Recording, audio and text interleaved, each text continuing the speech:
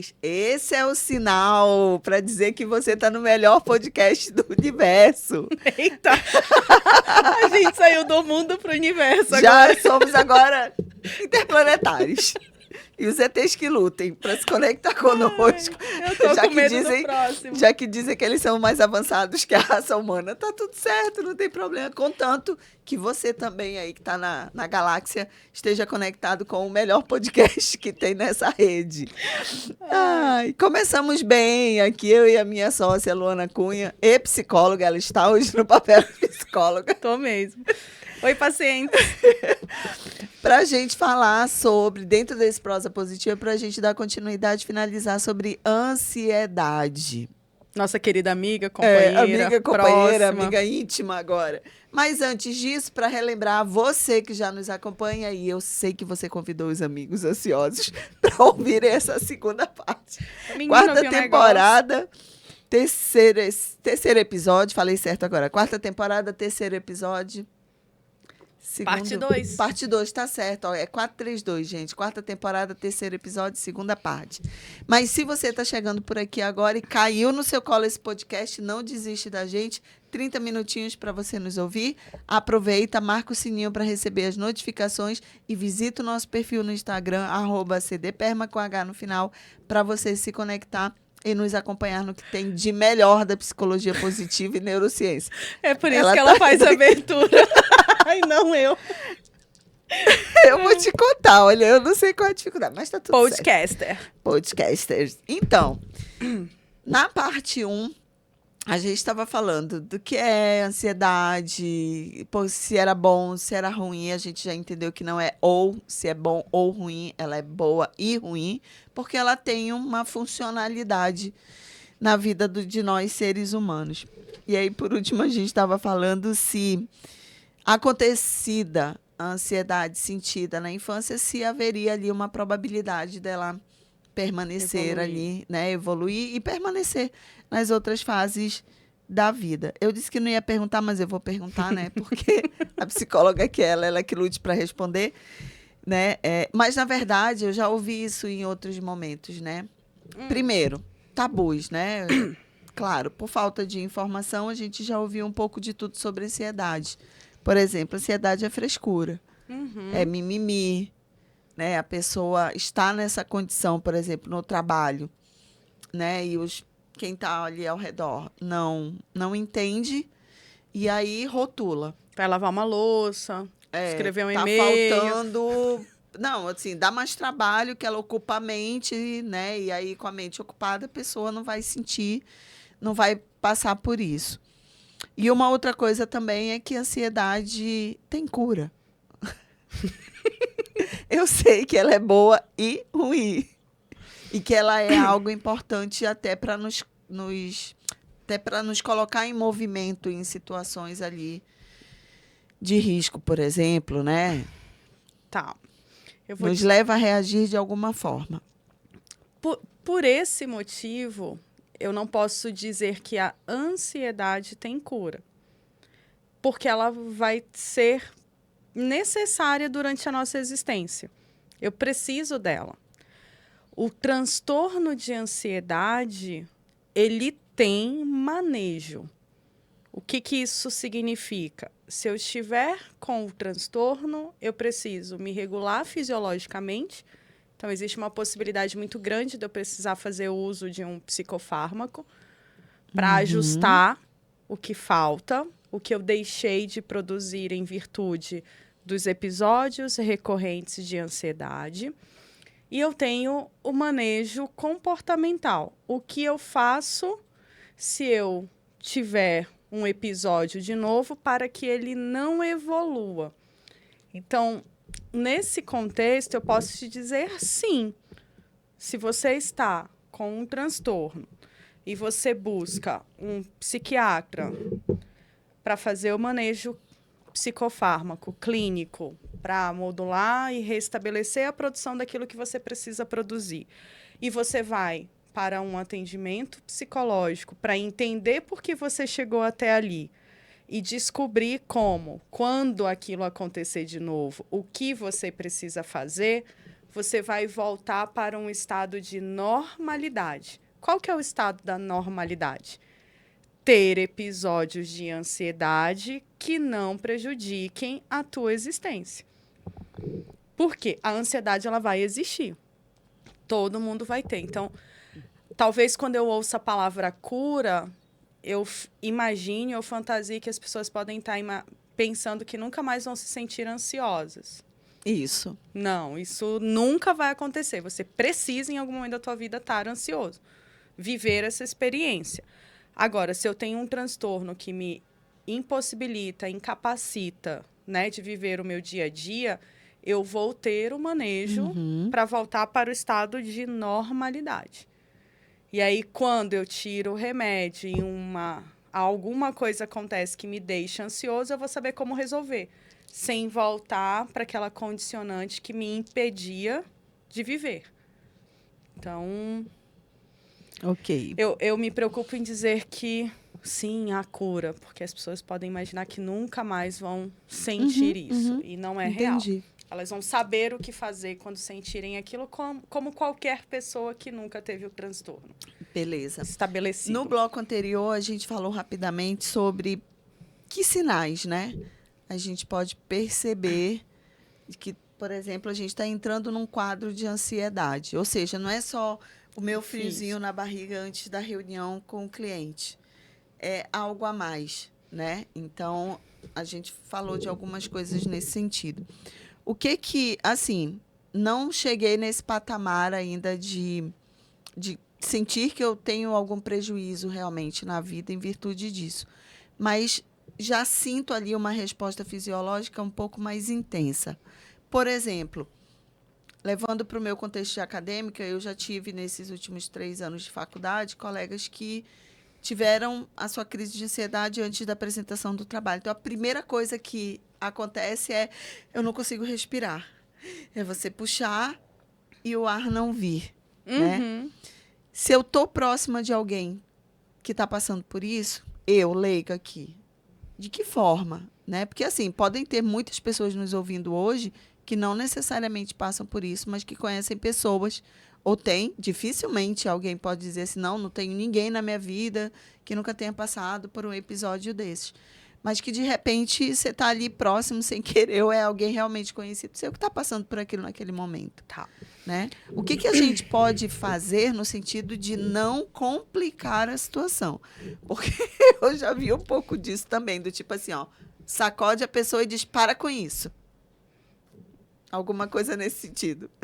Entendi. Coisas que você não precisa fazer. Vamos lá. Não diga para a pessoa que é besteira. Tipo assim, é besteira, claro que você respira. Deixa de bobagem, vamos lá. Você está respirando, você está falando comigo agora? Não descredencie o que ela está sentindo. Não diminua o que ela está sentindo. Pelo bem ou pelo mal, a gente nunca sabe o que está por trás daquele comportamento. Então, se você estiver na frente de alguém que possa ou que você imagine que esteja passando por um momento de ansiedade, a primeira coisa que você precisa lembrar é, nesse exato momento, existem 1 bilhão de pensamentos passando dentro do processamento daquela pessoa. Então, você pode simplesmente dizer para a pessoa, me olha para mim. Porque a pessoa ela vai estar procurando uma resposta e, neurologicamente, quando eu tenho um alto nível de processamento, eu estou assim, ó. Você está com os movimentos oculares meio que desordenados. Exatamente. Eu estou procurando algo. Tá tentando... Quando alguém te faz alguma pergunta, você vai buscar na memória. Então, normalmente, a gente faz uma puxadinha de olho, enfim. Então, alguém numa crise de ansiedade, você vai ver que tem alguma coisa no corpo e, possivelmente, a pessoa está tentando respirar, ela não parou. Então, você vai olhar para essa pessoa com calma e vai falar, olha para mim. Pronto, ela vai ter que te responder esse comando. Quando ela te responde esse comando e ela consegue sustentar por milésimos de segundo, você vai falar para ela, respira comigo. O que é respirar com você? Você pode pegar a mão dessa pessoa se você tiver intimidade, colocar próximo aqui, né, a tua caixa torácica, para ela ver quando o ar entra, quando o ar sai. E você vai regular essa respiração. Você vai puxar ela. E a pessoa ela vai acompanhar o teu movimento.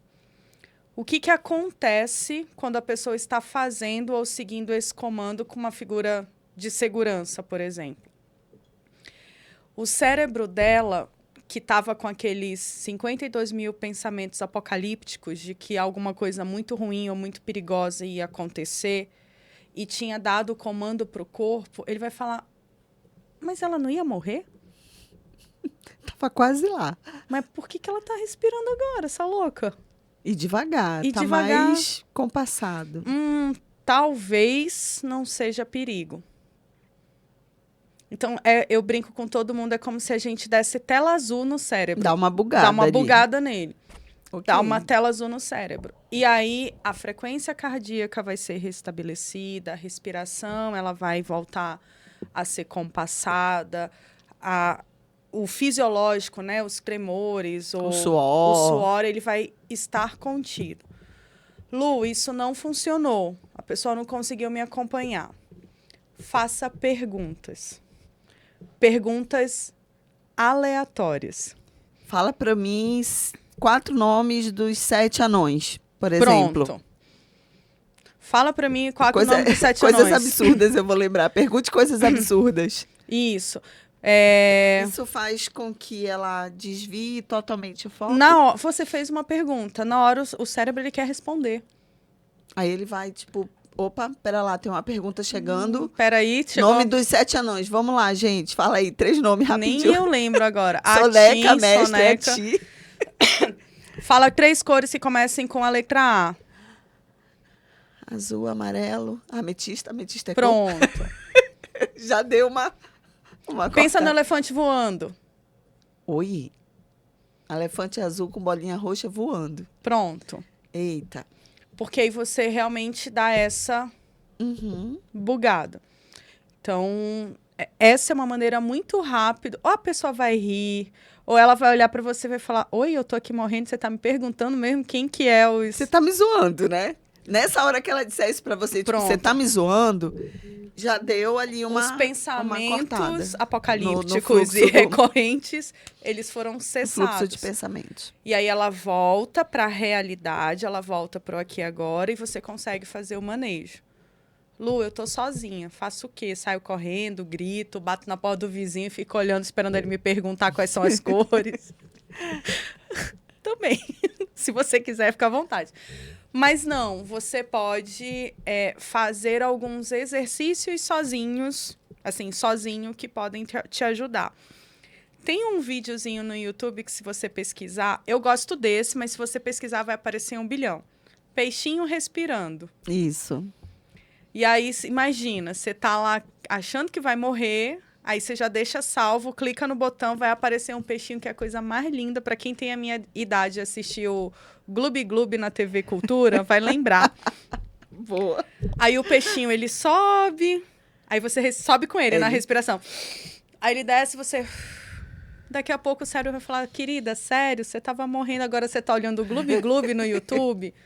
Pronto, ele vai regular. Um outro exercício que eu deixo, assim, como atividade para eles viu que está saindo do controle, não tem internet, não tem o peixinho, não consegue fazer o manejo da respiração, não está se sentindo no controle para isso, pega a primeira coisa que você encontrar na sua frente, um sapato, uma liga de cabelo, um brinco, um celular, uma caneta. O que tiver à mão. O que tiver.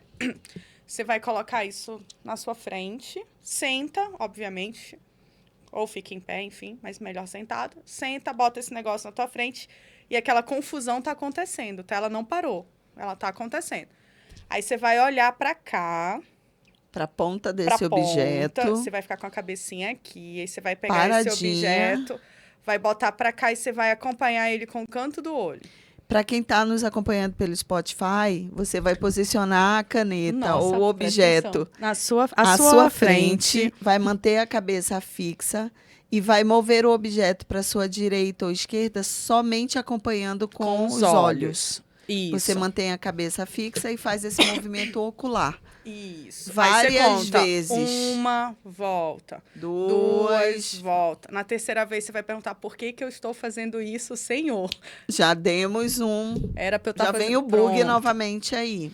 Então é uma possibilidade. É uma possibilidade de você interromper os pensamentos. Interrompe o pensamento, volta para a realidade. Quando você volta para a realidade, você pode questionar os seus pensamentos. Esse é um exercício que eu posso lançar mão, por exemplo, antes mesmo de eu ter as respostas fisiológicas. Exemplo, pensei, veio o pensamento, veio o primeiro pensamento, já está dando uma encadeada no segundo, no terceiro, que eu percebo que isso vai evoluir. Então, se eu me proponho a um exercício como esse, ou do peixinho, ou do objeto, eu consigo regular ou começar essa regulação mesmo antes do episódio mais Isso. crítico. O exercício da caneta, do objeto, eu deixaria para um momento muito crítico. Ok. Para que ele seja o teu último recurso. Se eu percebo que o pensamento começa a ficar disfuncional, eu posso lançar a mão da respiração, do peixinho, do questionar o pensamento. Esse, para mim, é o exercício mais surreal que existe.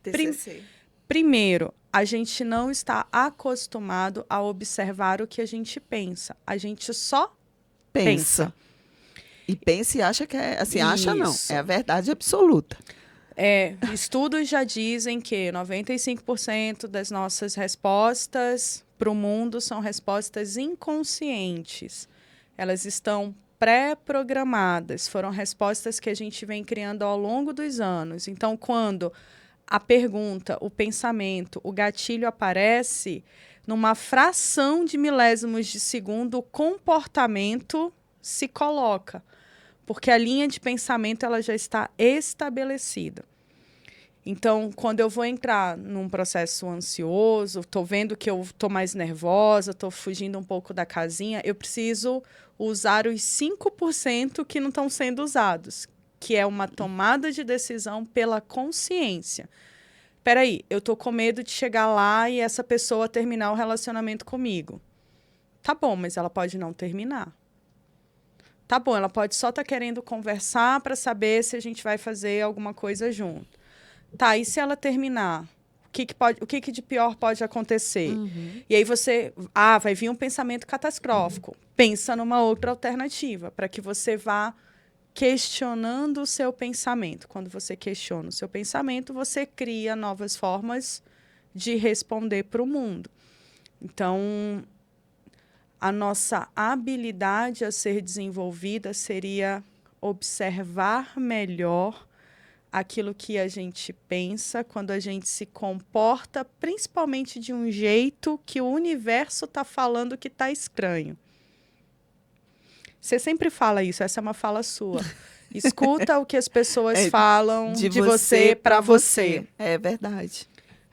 Porque para você pode estar estabelecido como um padrão, como uma normalidade. Isso. E aí você pode... Olha, eu percebo que você está mais ansioso. Eu ansioso? Não estou. Pera, deixa eu olhar o que pode estar acontecendo.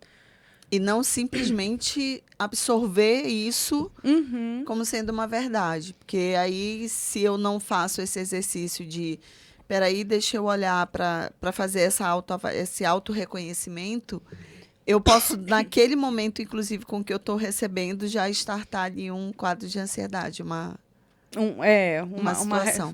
E também uma resposta inadequada. E aí, eu acho que, até para a gente caminhar aqui para o finalzinho, porque eu queria realmente explorar essa possibilidade com todo mundo que está ouvindo a gente, vamos parar de procurar apoio, auxílio e orientação quando o mal, o desfuncional estiver estabelecido. Como assim, Lu? A gente procura, a maioria de nós procura um médico quando está doente. A maioria de nós faz exame quando o médico solicita porque ele quer investigar se alguma coisa deu errado. A gente se movimenta pela dor. Então, se a gente está falando aqui que a ansiedade faz parte da nossa rotina, do nosso dia a dia, que está extremamente relacionado à forma como eu penso, que vem de uma construção do passado, que incrível seria se eu tivesse a possibilidade de, saudável, conversar com alguém sobre isso. Para que eu comece a validar de forma estruturada e com apoio profissional o que eu penso e o que eu sinto. E aí, quando os desafios aparecerem na minha frente, eu falo, opa, ferramenta 1, ferramenta 2, ferramenta 3. Hashtag Oi Terapia. Exatamente. Posso deixar? Eu quero mandar um abraço pro meu terapeuta que falou disso comigo há 2 sessões atrás. Foi? Foi. Que bom, adoro Caio. Tipo Oi, Caio, assim, nem te conheço, te curto. Disse assim, olha, isso daí é bom a gente olhar agora. Antes que aconteça. Eu disse, mas menina, não é mesmo que eu nem tinha olhado isso sob essa possibilidade. Eu estava meio que assim, eu vou me preparar, só porque a pancada vem. Mas assim, eu não estou sofrendo hoje. E por que a gente... Eu acho, Ana, tocou num ponto ideal. E aí, talvez agora eu fale com os psicólogos. Aqui é para todos, hein? Para todo mundo. Quando eu digo para o indivíduo, se você está bem, procura um processo terapêutico sem dor, procura uma linha de abordagem que te ajude a validar seus pensamentos, a entender seu modo de se comportar, a te colocar mais produtivo. Ótimo. Psicólogos, se essas pessoas chegam, é importante que a gente olhe para elas e não diga assim, olha, você não está doente, então eu não tenho como te ajudar. A gente pode ajudar. Não tenho nada para te oferecer fazer por você. Isso é uma coisa.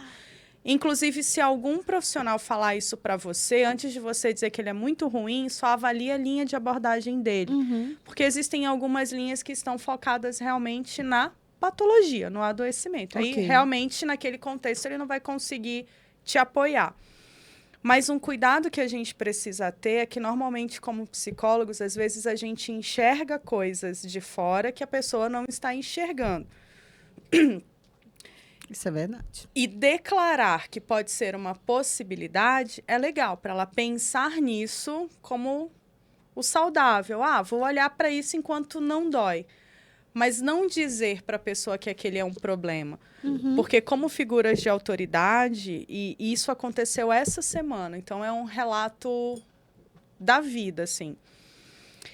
Eu ventilei para uma paciente, olha o time, eu ventilei para uma paciente o seguinte, olha, acho que a gente pode pensar numa avaliação psicológica. E aí eu tenho uma neuropsicóloga incrível que vai poder fazer essa aplicação para a gente ver como é que tá, se tem algum ponto que a gente possa atuar, porque você tem dito, tem comentado, nananana. A primeira reação do meu paciente foi, mas você acha que eu tenho algum problema? Mas você tá vendo? Eu falei, não Porque eu acho que culturalmente... eu não tô vendo nada. Mais uma vez, foi bem isso que você falou. A gente vai no médico quando tá doente. Exatamente. E normalmente quando a gente já tá querendo partir dessa para melhor, né? Porque enquanto não doer, a gente tá de boa. Mas aí, quando você diz assim, ó, a gente precisa olhar melhor, ou então a gente precisa colocar uma lente sobre tal ponto, a gente já traz isso mais uma vez. Eu acho que, inclusive, eu vou deixar como sugestão aqui para a produção desse programa, desse podcast aqui, que preocupação é um tema. Vamos falar inclusive, tem um livro que eu estou lendo sobre isso. Falar sobre preocupação. Porque a gente já faz esse movimento. Exatamente. E aí reage assim, como assim? Você acha que eu tenho alguma coisa? Eu tô doente? Você percebeu alguma coisa grave, né? Que eu não tô vendo. E a gente, isso daí para uma crise de ansiedade já foi. Falei, não, pelo contrário. Eu acho que você está tão bem. Aí, eu realmente, quando fiz a entrega, não notei, eu não percebi que essa poderia ser uma interpretação. E tudo bem, eu posso errar também. E aí, quando eu vi a reação, eu falei, não, pelo contrário. Você tem me dito que gostaria de melhorar aqui, aqui, aqui e aqui. Se a gente olha essa ferramenta, a gente pode ver se a gente consegue melhorar aqui, aqui, aqui, aqui. Mas se nesse momento isso não é importante para você, tá tudo bem. A gente olha em outro momento. Aí, vamos lá. Esse paciente sai do consultório e ele veio para mim através de um adulto, né? Uma indicação. Não é uma indicação. É que, imagina assim, ó, o marido fez o contato para que a pessoa, né, para que a minha paciente fosse para o consultório. Eu faço essa entrega para ela. Logo, o marido tem o meu contato. Quando ela sai do consultório, 5 minutos depois, eu recebo uma mensagem dele. Você tem uma neuropsicóloga para indicar? Você viu alguma coisa? Você acha que a gente precisa atuar rapidamente? Eu falei, que interessante esse conjunto. E aí, para ele também, eu falei, já expliquei, já disse, não tem nada, não tem nenhum problema, nenhum indicativo de gravidade. A sugestão foi para trabalhar no que está bom, para que ele fique melhor. Ah, entendi, mas você tem? Eu falei, que tal eu conversar com ela de novo e ela tomar essa decisão? Ela foi para casa pensar se era importante nesse momento fazer isso. Pode ser que não seja. Ok. E se não é importante para ela, a gente sinalizou, abriu um espaço, mas a gente não insiste naquele tema. Aquele conteúdo é do paciente, não é seu. Então, essa acho que também é uma preocupação nesse viés que a gente precisa ter como figura de autoridade, né? Como psicólogo. Às vezes a gente pontua alguma coisa e fala, mas você está vendo, né? Tem alguma coisa. Como se a gente jogasse cartas, fizesse leitura de búzios. Não estou descredenciando isso. Faz parte da nossa existência, mas a gente não tem essa habilidade mágica, né? A gente só está, pelo viés da nossa teoria, olhando que existem alguns indicativos de coisas que podem causar algum adoecimento e de coisas que podem ser melhoradas. Bacana.